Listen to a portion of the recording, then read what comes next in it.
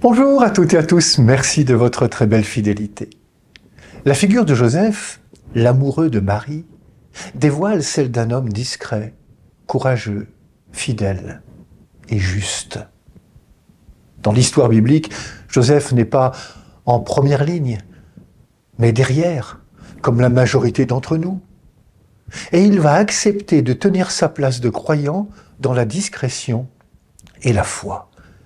Il est l'homme de la présence quotidienne, discrète et cachée, un soutien et un guide dans les moments de difficulté.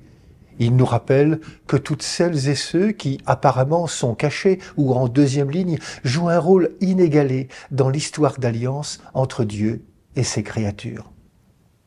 Dans le contexte de crise dans lequel nous vivons, marqué par tant d'incertitudes quant à l'avenir de la planète, l'avenir des familles, du travail, de la place des plus fragiles, Joseph peut nous éclairer.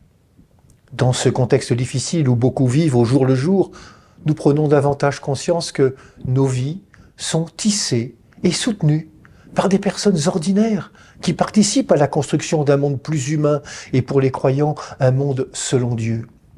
Le monde des soignants, les employés des supermarchés, les agents d'entretien, les fournisseurs de soins à domicile, transporteurs, forces de l'ordre, enseignants, éducateurs, volontaires de toutes sortes, bénévoles, prêtres, religieuses, moines, tant d'autres qui ont compris que personne ne se sauve tout seul. Joseph aurait pu avoir un autre destin, mais telle n'était pas sa destinée. Une parole de Dieu vient bousculer sa vie. Joseph, fils de David, ne crains pas de prendre chez toi Marie, ton épouse, puisque l'enfant qui est engendré en elle vient de l'Esprit Saint.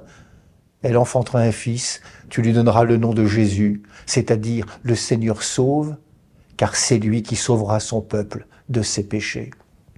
Joseph ne parle pas, et dans la foi, il consent à ce projet plus grand que lui. C'est dans la foi qu'il accepte d'entrer dans ce projet fou de Dieu de prendre chair de notre chair.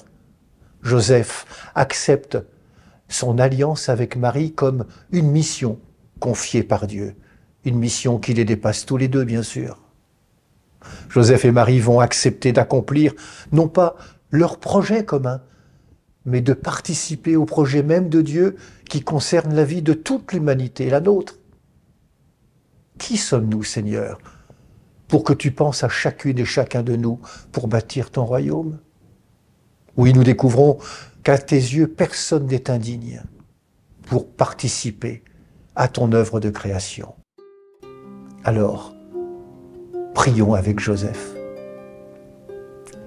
Salut, gardien du Rédempteur, époux de la Vierge Marie, à toi Dieu a confié son Fils, en toi Marie a remis sa confiance, avec toi le Christ est devenu homme.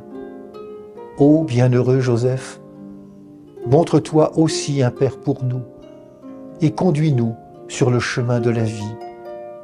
Obtiens-nous grâce, miséricorde et courage et défends-nous de tout mal. Amen. Bonne journée, bonne marche vers Pâques à toutes et à tous. Prenez bien soin de vous et des autres.